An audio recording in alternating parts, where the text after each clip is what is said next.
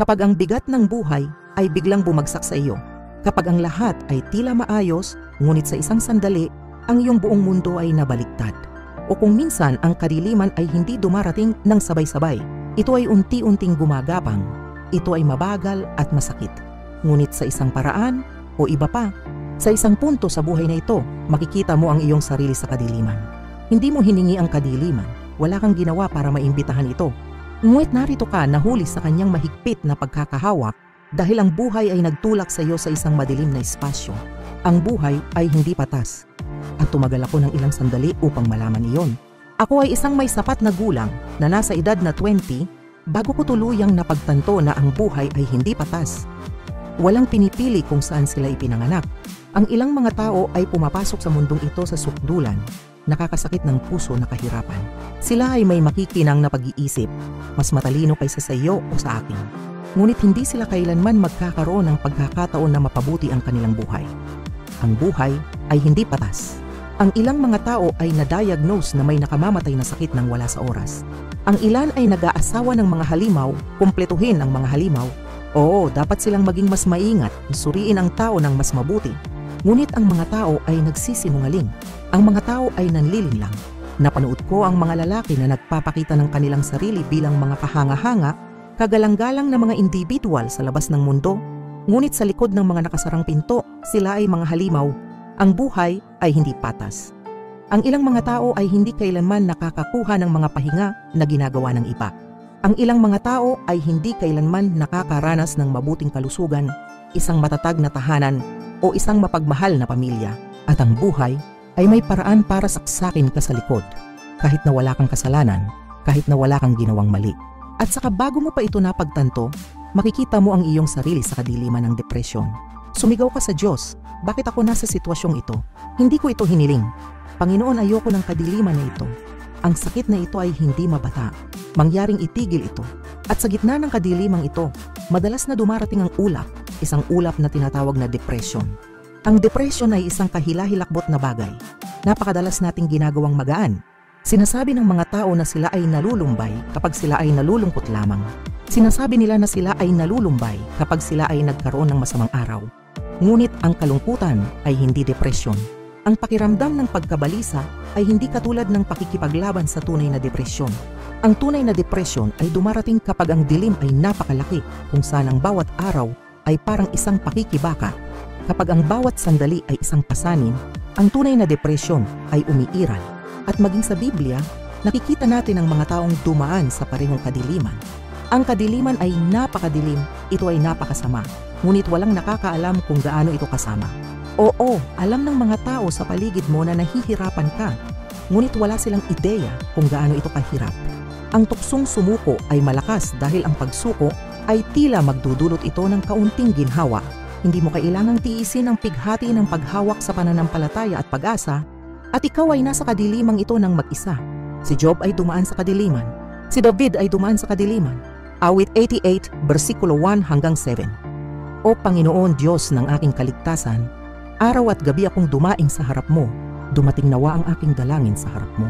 Ikiling mo ang iyong pakinig sa aking daing, sapagkat ang aking kaluluwa ay puno ng mga kaguluhan at ang aking buhay ay dinadala sa libingan. Ako'y ibinibilang sa kanila na bumababa sa hukay. Ako'y gaya ng taong walang lakas, malaya sa gitna ng mga patay, gaya ng pinatay na nakahiga sa libingan na hindi mo na naaalala, at sila'y nahiwalay sa iyong kamay. Ilalagay mo ako sa pinakamalalim na hukay, sa kadiliman, sa mga kalaliman.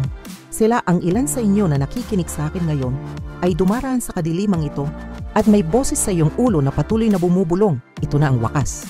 Ang Diyos ay laban sa iyo. Ang Diyos ang iyong kaaway ngayon. Ang Diyos ay pinabayaan ka. Anong uri ng Diyos ang nagmamahal sa iyo na nagpapahintulot pa na mangyari ito? Ito na ang wakas. Nakarating na ako. Napunta ako sa lugar na iyon kung saan tunay akong naniniwala na ito na ang wakas para sa akin. Walang paraan sa sitwasyong ito. Sumigaw ako, nasaan ka Panginoon? Pakiramdam ko ay inabandona ka. Nasaan ka? Kailangan kita. Ang ilan sa inyo ay nasa parehong lugar ngayon, sa dilim, sa hukay, sa butas, at pakiramdam mo ay lubos kang nag-iisa. Nasa isang madilim na lugar ka, nasa hukay ka. Nais ng kalaban na maniwala ka na lalamunin ka ng kadiliman. Nais niyang punuin ang iyong isip ng kawalan ng pag-asa, Ibinubulong na ang iyong mga pakikibaka ay masyadong mabigat. Ang iyong mga pasanin ay masyadong mabigat at ang iyong sakit ay masyadong malalim. Nais niyang isipin mo na ang Diyos ay inilayo ang kanyang mukha mula sa iyo, na ang iyong mga panalangin ay hindi naririnig sa akin.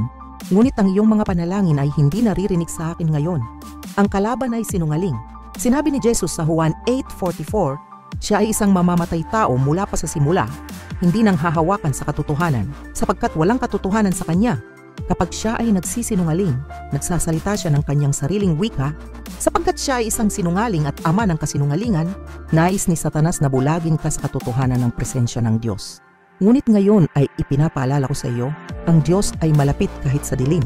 Gaano man kalalim ang iyong kalungkutan, gaano man kahaba ang iyong gabi, ang Diyos ay malapit. Kapag naramdaman mong iniwan ka, kapag pakiramdam mo ay pinabayaan ka, kapag iniisip mo kung nakikita man ng Diyos ang iyong pinagdadaanan, alamin mo ito, nariyan siya sa tabi mo. Sinasabi sa awit 34 na ang Panginoon ay malapit sa mga bagbag na puso at nagliligtas sa mga nadurog sa espiritu. Maaring pakiramdam mo ay nag-iisa ka, ngunit hindi ka nag-iisa. Nakikita niya ang bawat luhang pumapatak mula sa iyong mga mata. Naririnig niya ang bawat pabulong na panalangin sa gabi. Alam niya ang bigat sa puso mo na hindi mo man lang masabi. At kahit hindi mo nakikita, gumagalaw siya. Tingnan mo ang trabaho na wala ang lahat, pamilya niya, kayamanan, kalusugan. Inakusahan siya ng mga kaibigan niya. Sinabihan siya ng asawa niya na sumuko na. Naupo siya sa alabok, natatakpan ng mga sugat, sumisigaw sa Diyos. Ngunit ang hindi alam ni Job ay hindi pa nagtatapos ang kanyang pagdurusa. Ibinalik siya ng Diyos at binigyan siya ng doble ng nawala sa kanya. Tingnan mo si David na paliligiran ng mga kaaway, nagtatago sa mga yungib, ipinagkanulo ng mga pinakamalapit sa kanya. Maaari na siyang sumuko, ngunit sa awit 41 hanggang 2, nagpatotoo si David, matiyagang naghintay ako sa Panginoon. Lumingon siya sa akin at dininig ang aking daing. Binuhat niya ako mula sa malansa ng hukay, mula sa putik at burak. Inilagay niya ang aking mga paa sa isang bato at binigyan ako ng isang matatag na lugar upang makatayo. Tingnan mo si Jose na ipinagkanulo ng sarili niyang mga kapatid, itinapon sa hukay, ipinagbili bilang isang alipin, pinaratangan ng mali at ikinulong. Ngunit kahit sa bilangguan, ang Diyos ay gumagawa sa likod ng mga eksena. Sa isang araw, si Jose ay napunta mula sa isang bilanggo tungo sa pangalawang pinakamakapangyarihang tao sa Ehipto. Ano ang sinasabi sa atin ng mga kwentong ito? Sinasabi nila sa amin na ang iyong kadiliman ay hindi ang katapusan ng iyong kwento. Hahawakan ka ng Diyos. Maaaring pakiramdam mo ay nauubos na ang iyong lakas. Maaaring pakiramdam mo ay wala ka ng lakas para lumaban. Ngunit sinasabi ng Diyos sa iyo ngayon, huwag kang matakot sapagkat ako'y sumasa iyo. Huwag kang manglupaypay sapagkat ako'y iyong Diyos, palalakasin kita. Aking tutulungan ka? Nahuli mo ba iyon? Ang Diyos mismo ang umaalalay sa iyo. Kapag nakaramdam ka ng kahinaan, siya ang iyong lakas. Kapag naramdaman mong nawala, siya ang iyong gabay. Kapag naramdaman mong iniwan ka, siya ang iyong kanlungan. Nais ng kaaway na maniwala ka na ang kadiliman ay mananalo. Ngunit ang salita ng Diyos ay nagsasabi ng ibang kwento. Ang 1 Juan ay nagpahayag na ang liwanag ay sumisikat sa kadiliman at ang kadiliman ay hindi nagtagumpay dito. Ang kaaway ay maaaring sumalakay, ngunit hindi niya mapapatay ang liwanag ng Diyos. Malapit na ang iyong umaga. Maaaring pakiramdam na napakatagal mo na sa labanang ito.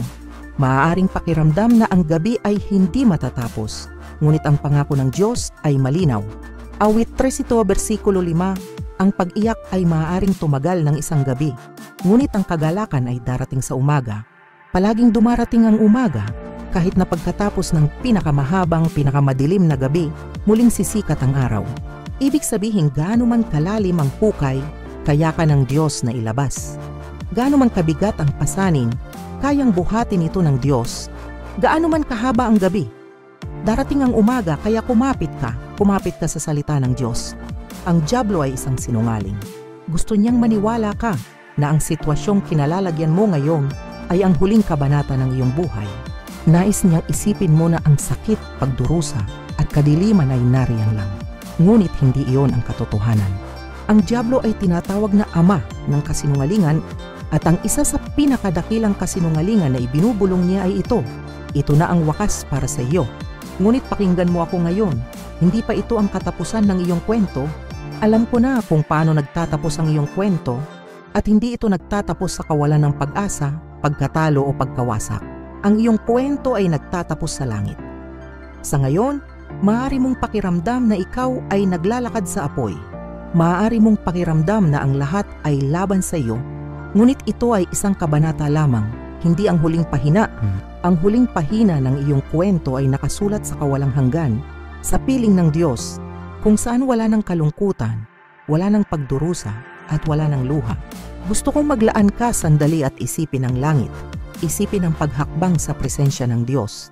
Isipin na tumingin sa mga mata ni Jesus at makita ang dalisay na perpektong pag-ibig na nakatitig sa iyo. Isipin na muling nakakasama ang mga mahal sa buhay na nauna sa iyo kay Kristo. Isipin na marinig ang tinig ng Ama na nagsasabi, "Mabuti, mabuti at tapat na lingkod, pumasok ka sa kagalakan ng iyong Panginoon." Ang langit ay isang lugar ng dalisay na kagalakan. Ito ay isang lugar ng kapahingahan. Ito ay isang lugar kung saan walang kasalanan, walang pagdurusa, at walang kamatayan. Ang langit ang iyong tunay na tahanan. At gaano man kahirap ang buhay ngayon, gaano man kasakit ang sandaling ito, isang hakbang kapapalapit sa kawalang hanggan kasama si Jesus, na dapat punuin ka ng pag-asa, na dapat punan ka ng kagalakan. Sa dulo ng lahat, naghihintay ang langit. Alam ko na sa ngayon, maaring mahirap ang buhay, maaring mahirap ang daan, maaaring mabigat ang mga pasanin, ngunit huwag tumigil sa pagtakbo. Balang araw ay tatayo ka sa harapan ng Diyos. Balang araw ay makikita mo si Jesus ng harapan. At sa araw na yon, bawat luha, bawat pagsubok, bawat sakit ay sulit. Kaya't huwag hayaang magsinungaling ang dyablo sa iyo, hindi ito ang katapusan ng iyong kwento. Ang iyong kwento ay nagtatapos sa langit. Iangat ang iyong mga mata, ituon ang iyong puso sa kawalang hanggan. Patuloy na sumulong dahil isang araw, sa lalong madaling panahon, ikaw ay hahantong sa kaluwalhatian at ang bawat kalungkutan ay malilimutan sa liwanag ng presensya ng Diyos. Kahit na nagtiis ka ng madilim na panahon sa loob ng 10 taon, nararamdaman ko ang iyong sakit, ngunit ang 2 taon ay hindi kawalang hanggan. Ang iyong kawalang hanggan, ang iyong magpakailanman, ay magiging maluwalhati sa langit. Walang magiging stress, walang kadiliman, walang heartbreak. Nabubuhay tayo sa loob ng mga limitasyon ng panahon at kung minsan ay nalilimutan natin kung gaano katagal ang kawalang hanggan. Tandaan, sa simula ng sermon na ito, sinabi ko na ang buhay ay hindi patas. Noon ako ay 20 anyos na pagtanto ko napaka-unfair ng panahon. Life can betray you, stalk you in the back, and try to tear apart. Even when you are innocent, kahit wala kang ginagawang masama. Ngunit si Jesucristo ay hindi naparito sa mundong ito para gawing patas ang buhay. Siya ay naparito upang tubusin ka, upang iligtas ka, upang matanggap mo ang walang bayad na kaloob ng kaligtasan at makasama ang Diyos na walang hanggan.